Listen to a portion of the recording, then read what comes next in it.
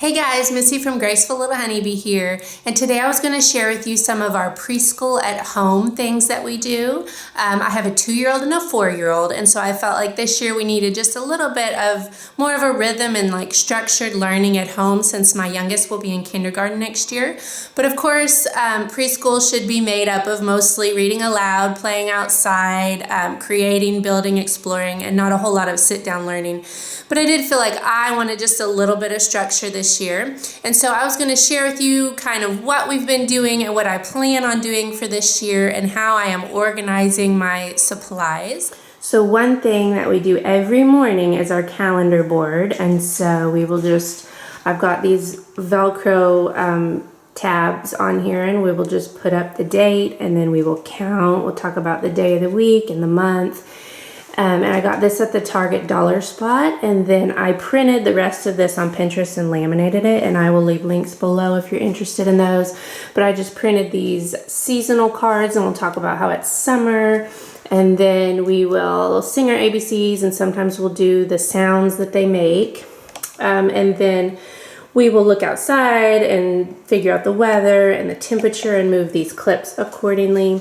And then we will count. My 2-year-old will count to 10 with us, and then my 4-year-old will count to 20, and then occasionally we'll do the shapes. We don't really do that one on an everyday basis.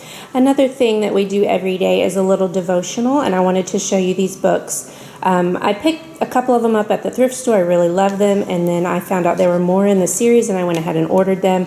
They are by Kenneth and Taylor, and they say that they are for ages 3 to 7, which I would say is about perfect. Mine are like from the 1980s edition, but I think they've updated them, but I really actually like these.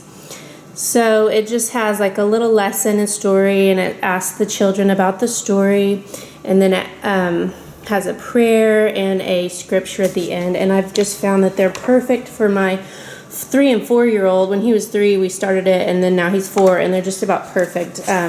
So I really love them. And so there's giant steps for little people, big thoughts for little people, good news for little people, and wise words for little people. And you should be able to pick these up at thrift books for $3 a piece if you wanted to. And then another resource that I actually have not started implementing yet, but that I plan to do.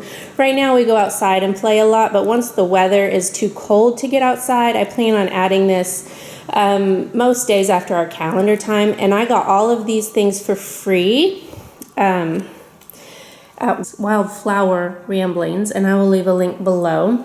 But you can print the preschool notebook cover, and then you can pick and choose what you want to add to your preschool notebook. So I printed these poems for every month of the year. I thought they would be fun to do. They're based on seasons and holidays. And then I also printed nursery rhymes, all kinds of nursery rhymes. I think there's about 30 or so in here to do. The 3 Little Pigs, Starlight, Starbright, all kinds of nursery rhymes. And then there's also 20 playful songs for preschoolers, just all these songs that you learned when you were little. Down by the Bay, 5 Little Monkeys, just fun songs for preschoolers to do. And then there are patriotic songs for children. Of course, this is for the U.S., patriotic songs that are just good for your kids to know. And then I also printed Bible songs, the Bible songs one here too. And this isn't something that we'll get through all of it this year, so we could even take this into the next couple years. But this is all free, and I thought it was an amazing resource, and so I will link below to that. Another thing that I have done is just kind of planned out different themes for each month. So for September, I have apples and farm, and I'm not going to go real in depth with these. I think mainly it'll just be like when we go to the library, I'll try to find books on apples and a farm, and I'll make a book basket, and we may try to go to the apple orchard and make applesauce, and just really easy things. I'm not going to go super in depth, but I do have this blank lesson planning sheet that I may try to plan some things each day, but I may not. This is mainly just to kind of focus our books for the week. And then I also, from the same website, Wildflower Ramblings, she has these Bible verses for children that I've printed out. I don't know that we will memorize all of these, but I went ahead and printed them out, so that may be something that you want to look into. Another thing that we do is a seasonal book basket, and so right now it is August, and so these are our summer books. And throughout the year, I will pick up books at thrift stores and used bookstores that are seasonal books, and I'll put them away, and then I'll bring them out every season. And it's always really exciting to bring out the new books. And so here's some ideas from our summer basket: 10 Little Ladybugs, Blueberries for Sal, Ladybugs, Sky Tree, The Jolly Barnyard. You get the idea. But this is just a great way to teach seasons and to kind of keep it all in one place. Another thing that we started doing is having a nature collection. We go outside multiple times a day, and my kids will find little items that they want to bring in and put in their collection. Shells, bird's nest, pine cone, dried flowers, leaves. It's just a fun way for little kids they love to collect things anyway, and just let them observe and explore and have their own little nature collection.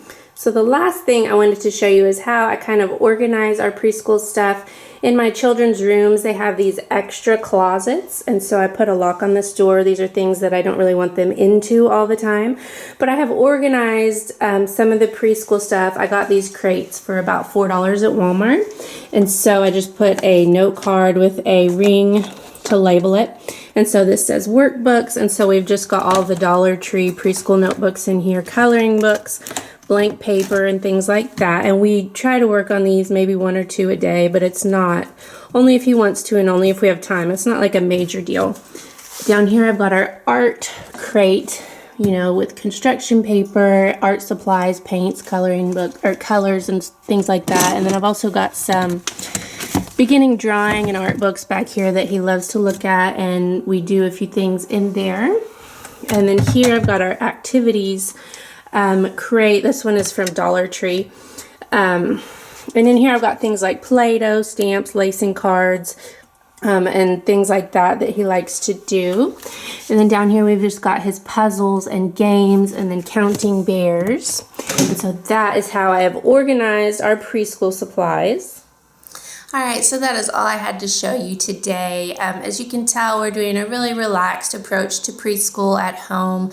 And right now, we do a lot of playing outside and reading books, but once the weather gets cold, we'll have a little bit more structure with doing songs and poems and probably more workbooks and things like that.